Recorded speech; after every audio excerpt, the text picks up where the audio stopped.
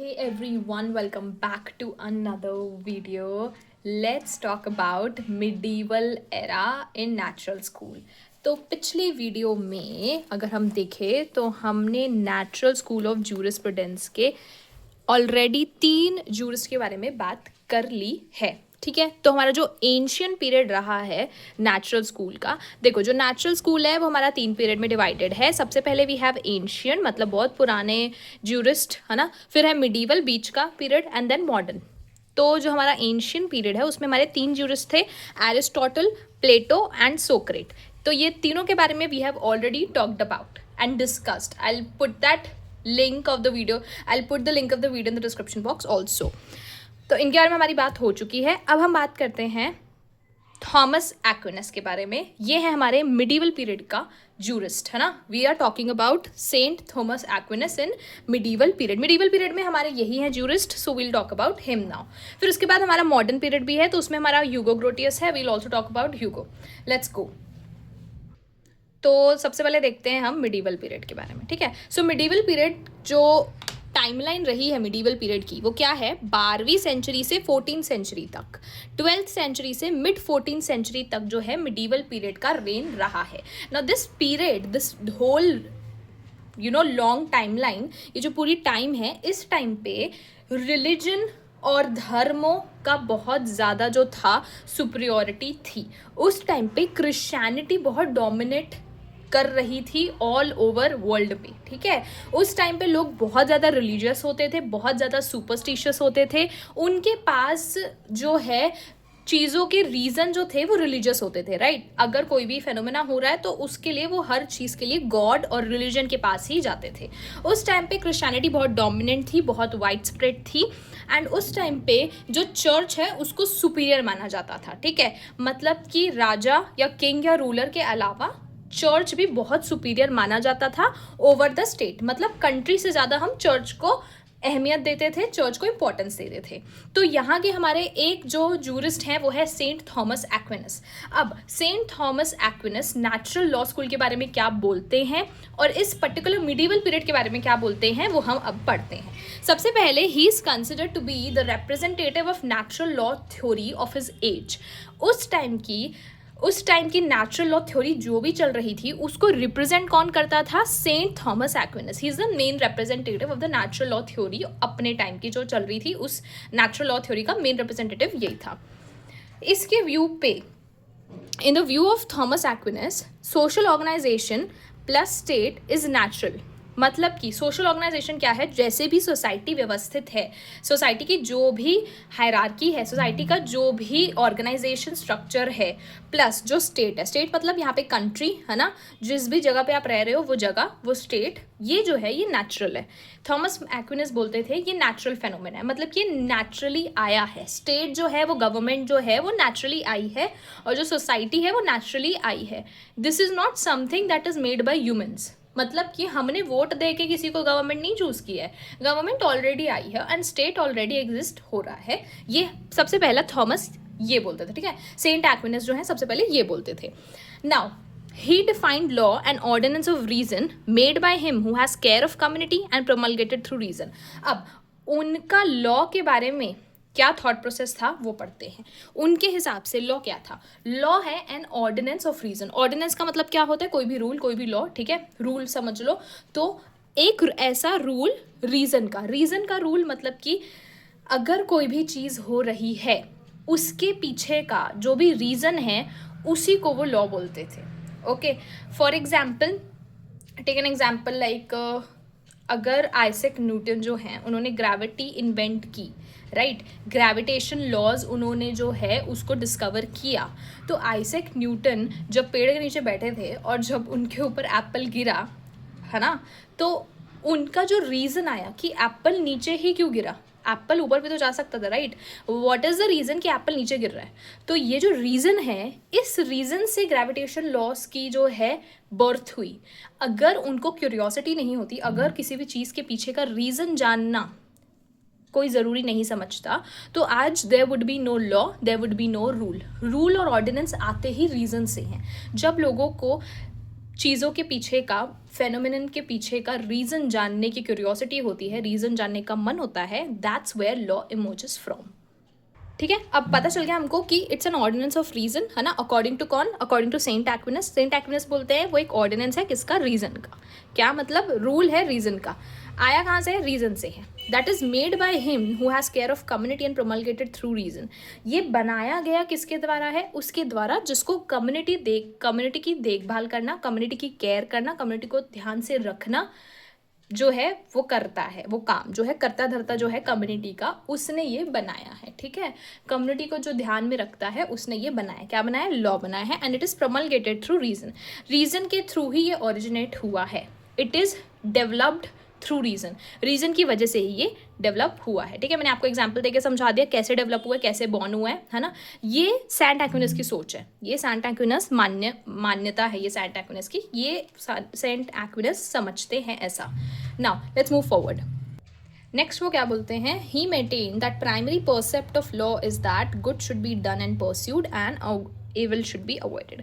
Simple सी चीज़ ये है कि लॉ सिंपल समझने में या फिर प्राइमरी बेस में fundamental aspect, primary aspect law का ये है कि जो गुड है, जो सही काम है वो होने चाहिए और वो करने चाहिए, और जो इविल है, जो गलत चीज़ है, उसको हमको अवॉइड करना चाहिए अकॉर्डिंग टू सेंट एक्विनस। अब अगर आप देखो तो सेंट एक्विनस जो थे, इफ लाइक तो जो हमारे सेंट एक्विनस थे, ये जो थे एक प्रीस्ट भी थे, है ना। प्रीस्ट मतलब हमारे इंडिया में समझ लो पंडित टाइप के थे ये।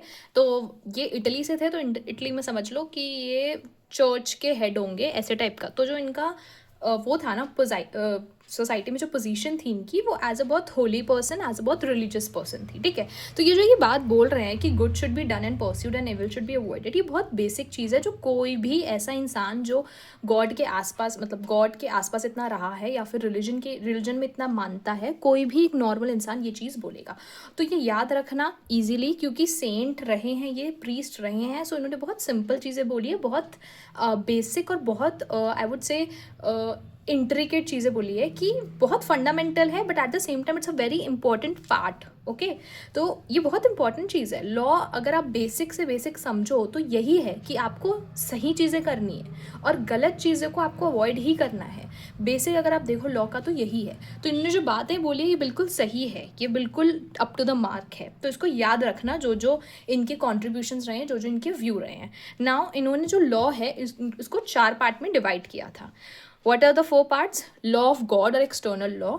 पहला एक्सटर्नल लॉ, गॉड का लॉ।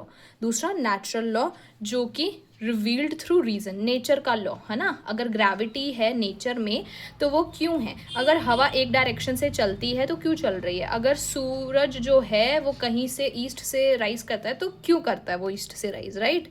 तो ये नेचर का जो लॉ है वो उसको नेचुरल लॉ बोलते हैं।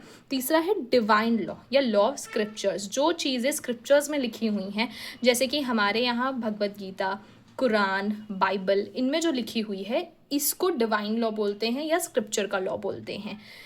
Fourth human law. Human law मतलब जो हम इंसानों ने बनाया, मतलब कि ये लॉ जो हम अभी पढ़ रहे हैं, BNS हो गया, IPC हो गया, क्रिमिनल लॉ हो गई, कॉन्स्टिट्यूशन हो गया, ये हमारे इंसानों का लॉ है। तो उन्होंने 4 टाइप के लॉ जो है वो भी बता दिए। Now let's move forward what he says further. ठीक है, यहाँ पे क्या बोल रहे हैं? Saint Aquinas agreed that natural law emanates from reason and is applied by human beings to govern their affairs and relations। जो natural law है वो reason की वजह से, curiosity की वजह से आया है, और human beings जो हैं उनको अपने affairs, अपने काम करने के लिए, अपने निजी जो है, अपने रोज़ के जो काम है उनको करने के लिए और अपने रिलेशंस गवर्न करने के लिए जो है यूज़ करते हैं। किसको? नेचुरल लॉ को। ओके, बहुत सिंपल नेचुरल लॉ है, उनको हम अपने रोज़ के काम करने के लिए यूज़ करते हैं। और वो आया कहाँ से? रीज़न से है। ये स्ट्रांगली बोलते हैं कि रीज़न से ही आया है। He opined that positive law should be accepted only to the extent of which it is compatible with natural law और external law। सिंपल सी बात है कि जो भी हमारा पॉजिटिव लॉ है, जो हमारा स्टेट का लॉ है ना, वो हमको उतना ही एक्सेप्ट करना चाहिए, उतना ही उसको फॉलो करना चाहिए जहाँ तक वो नेचुरल एक्सटर्नल लॉ से कॉन्ट्राडिक्ट ना करे। मतलब जो भी नेचुरल चीज़ें हैं, जब तक के स्टेट लॉ उसको कॉन्ट्राडिक्ट ना करे तब तक हम उसे एक्सेप्ट करें। जहाँ पे it starts contradicting natural law और external law, we should not follow it। Lastly he regarded church as the authority to interpret divine law. अब इंटरप्रिटेशन हमारे इंडिया में या फिर इंटरप्रिटेशन अभी कौन करते हैं, कोर्ट करता है। कोर्ट ऑफ लॉ इंटरप्रेट करता है कि अगर कोई लॉ है तो वो कैसे अप्लाई होगा। अगर कोई भी बुक में, कोई भी बेयर एक्ट में कोई भी लॉ लिखा है तो उसको अप्लाई कैसे करेंगे, कौन इंटरप्रेट करता है, कोर्ट करता है। पर वहाँ पे जो हमारे सेंट हैं, एक्विनस हैं, उन्होंने बोला कि जो चर्च है ना, चर्च वो अथॉरिटी है जो कि डिवाइन लॉ को इंटरप्रेट करेगी, मतलब डिवाइन लॉ को समझेगी और उसको अप्लाई करवाएगी। कौन करवाएगा, church. He regarded church as the competent authority. तो क्योंकि ये सेंट थे तो ऑब्वियसली चर्च के बारे में बात करेंगे, चर्च के फेवर के बारे में बात करेंगे, तो उन्होंने वही किया। तो अगर आप देखो तो आप जो है ज्यूरिस्ट के नाम से, ज्यूरिस्ट के पोजीशन से समझ सकते हो कि उनका क्या व्यू होगा टूवर्ड्स डिफरेंट थिंग्स। ओके, तो ये थे हमारे थॉमस एक्विनस। अब आते हैं हम मॉडर्न एरा में। Let's talk about modern era. ये हमारा लास्ट एरा है फॉर नेचुरल स्कूल और इसमें हम पढ़ने वाले हैं 4 ज्यूरिस्ट के बारे में। We are going to read about 4 jurist in this one. Let me tell you कौन कौन से हैं इसमें। We are talking about Hugo, Hobbes, John Locke and Jean Rousseau. तो मॉडर्न एरा जो है, पहले उसकी टाइमलाइन देख लेते हैं। 14th century to 17th century तक मॉडर्न एरा रहा है।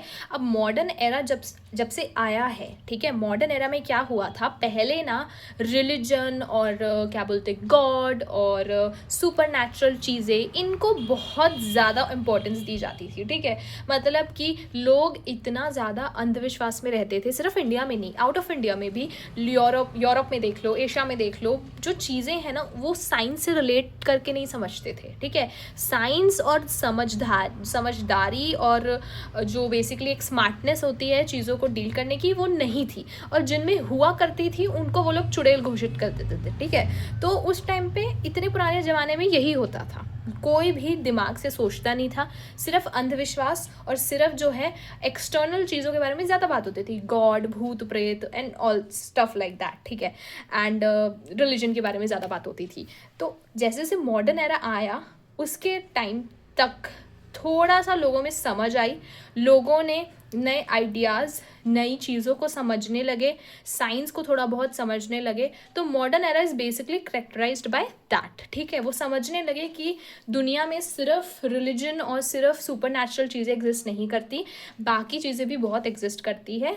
एंड डिस्कवरीज होने लग गई, बहुत सारी साइंस में डेवलपमेंट अच्छी होने लग गई, क्योंकि लोगों ने थोड़ा अपनी जो है बुद्धि को और लगाया और अपने लिमिट से बाहर सोचा। ठीक है, तो modern era was marked by rationalism and emergence of new ideas. In this period, authors denied the authority of church and emphasized on sovereignty. मैंने बताया ना, जो चर्च थे, जो मंदिर, चर्च, ये सब रहे, जो रिलीजन था, उनको थोड़ा सा बैकफुटिंग दी और हमने किस पे फोकस किया, ज़्यादा दूसरी चीज़ों पे। अभी तक हम लोग इन सब चीज़ों पे, रिलीजन पे ही फोकस कर रहे थे पिछले ज़माने में बहुत टाइम तक, बट अब यहाँ पे उनको हम बैक फुट पे रख के, उनको थोड़ा साइड में रख के हमने दूसरी चीज़ों के बारे में सोचना चालू किया। So we also emphasize on sovereignty, on state, on citizens, on each other, on government. तो सबसे पहले बात करते हैं ह्यूगो ग्रोटियस के बारे में। Hugo Grotius propounded the theory of functional natural law in his Laws of War and Peace. Laws of War and Peace जो है, इनकी एक बुक है ह्यूगो ग्रोटियस की, ये जो ज्यूरिस्ट है इनकी एक बुक है, उसमें उन्होंने किसकी चीज़ के बारे में बात की है, theory of functional natural law, मतलब नेचुरल लॉ फंक्शन कैसे करता है उसकी थ्योरी के बारे में बात की है। And formulated the principles of international law which वो equally applicable to all states both during war and peace. इसी बुक में इन्होंने बात की है इंटरनेशनल लॉ के बारे में, ऐसे क्या प्रिंसिपल्स हैं इंटरनेशनल लॉ के जो कि हम war time plus peace time में जो है सारे स्टेट्स फॉलो कर सकते हैं, सारी कंट्रीज फॉलो कर सकती हैं। ठीक है, कुछ तो इंटरनेशनल लॉ भी हो गया है ना, डोमेस्टिक लॉ तो हमारा है इंडिया का, इंटरनेशनल लॉ भी कुछ ऐसी चीज़ें हैं जो कि बहुत ज़रूरी है। कंट्रीज़ जो हैं उनको एक दूसरे के साथ दे के साथ चलना पड़ता है, वॉर, और चाहे वॉर सिचुएशन चाहे पीस सिचुएशन हो, तो कैसे चले वो जो है ह्यूगो ग्रोटियस ने अपनी बुक में बताया है। Grotius rightly considered as father of modern international law as he deduced number of principles which paved way for growth of international law. International law में इनका बहुत कॉन्ट्रीब्यूशन रहा है। अगर अभी तक आपने लॉ स्कूल में इंटरनेशनल लॉ नहीं पढ़ा है तो इंटरनेशनल लॉ में आपने काफ़ी सारी चीज़ें पढ़ी है, तो वो ह्यूगो ग्रोटियस बोल रहे हैं कि उन्होंने बहुत कंट्रीब्यूट किया इंटरनेशनल लॉ में। Then he propagated equality of states and the freedom to regulate internal as well as external relations.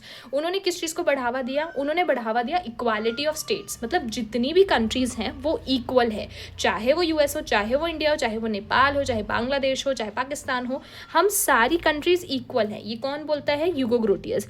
Hugo Grotius बोलता है कि हर कंट्री इक्वल है और उनका फ्रीडम बहुत ज़्यादा ज़रूरी है। हर कंट्री का इंडिपेंडेंट होना, हर कंट्री का फ्रीडम वाला होना, मतलब कि पहले इंडिया जैसे ब्रिटिशर्स के अंडर आता था, राइट? तो ऐसा नहीं चलना चाहिए। हर कंट्री फ्रीडम होनी चाहिए and they should be able to exercise their freedom, ताकि वो अपने इंटरनल और एक्सटर्नल रिलेशंस मैनेज कर पाएँ। ये ह्यूगो ग्रोटियस का कहना था। अब नेचुरल लॉ में ह्यूगो ग्रोटियस ने क्या बोला है वो हम देखते हैं। अभी तक तो हम इंटरनेशनल लॉ की बात कर रहे थे, अब नेचुरल लॉ का उनका क्या कहना है, बिकॉज हम नेचुरल लॉ के बारे में पढ़ रहे हैं, हम नेचुरल स्कूल के बारे में पढ़ रहे हैं। So what did he said about natural law? Let's see. He departed from Santa Aquinas' concept of natural law and reason and held that natural law wasn't merely based on reason but on right reason, that is self-supporting reason of men. तो जो हमारा Thomas एक्विनस Saint ने बोला कि natural law जो है वो कहाँ से आता है? रीज़न से आता है ना? तो ग्रोटियस के अकॉर्डिंग, ह्यूगो के अकॉर्डिंग, नेचुरल लॉ सिर्फ रीज़न के ऊपर बेस्ड नहीं रहता, सिर्फ जो है हमारे क्या बोलते क्यूरियोसिटी के ऊपर बेस्ड नहीं होता, बट राइट रीज़न की वजह से बेस्ड होता है। दैट इज़ फॉर एग्जाम्पल, मेरा जो है लॉ है या मेरा रूल ये है कि मेरे को सुबह 7 बजे उठना ही उठना है ताकि मैं अपने सारे काम जो है वो अच्छे से फुलफ़िल कर लूँ। तो you know I get up early in the morning. अब वो मेरा सेल्फ सपोर्टिंग रीज़न रहा है।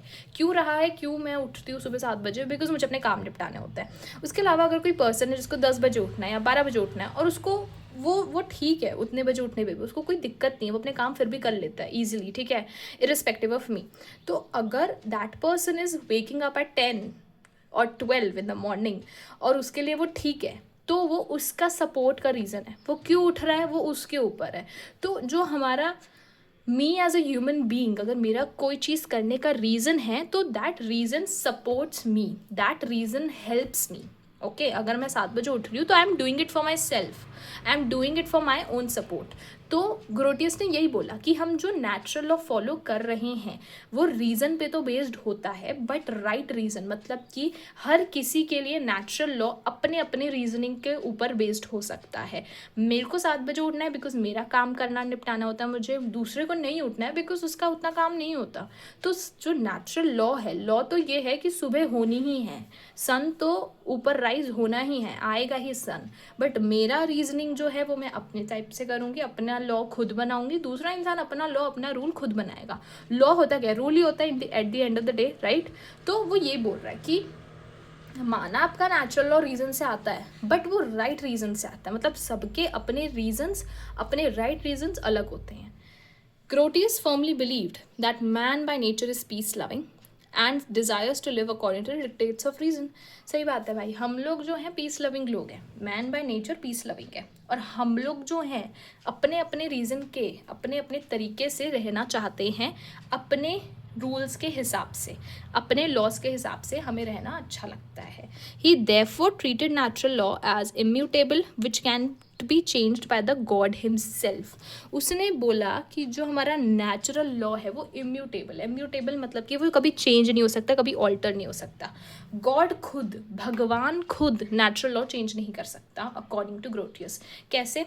सूर्य बोल रहे हो, सूरज, सन जो है it rises in the morning, उगेगा ही। बारिश जब होनी है होएगी ही, जब शाम होनी है तब शाम होगी ही। पूरा दिन जैसे चलता है वैसे चलेगा। सीजन्स आते जाते रहेंगे, विंटर एंड समर्स। क्या गॉड इसको चेंज कर सकता है? नहीं कर सकता। तो दिस नेचुरल लॉ, जो नेचर का लॉ है, ये इम्यूटेबल रहता है। जब जिसको पैदा होना है वो पैदा वहीं पे ही होगा जहाँ पे इट इज़ डिसाइडेड। ये नेचुरल लॉ चेंज नहीं हो सकता, इट इज़ इम्यूटेबल। गॉड खुद, भगवान खुद इसको चेंज नहीं कर सकता, ठीक है? तो वही, this was the last contribution of Grotius. Grotius हो गया हमारा। नेक्स्ट है हमारा थॉमस हॉब्स। थॉमस हॉब्स हम नेक्स्ट वीडियो में करेंगे। वो भी हमारे जूरिस्ट हैं, इसी के अपना नेचुरल स्कूल के ही, मॉडर्न एरा के 3 और जूरिस्ट बचे हैं। Will do that in the next video. I hope you have understood till now. ये जो जूरिस्प्रूडेंस है और नेचुरल लॉ है, इसको कनेक्ट करके पढ़ना नेचर से प्लस लॉ से।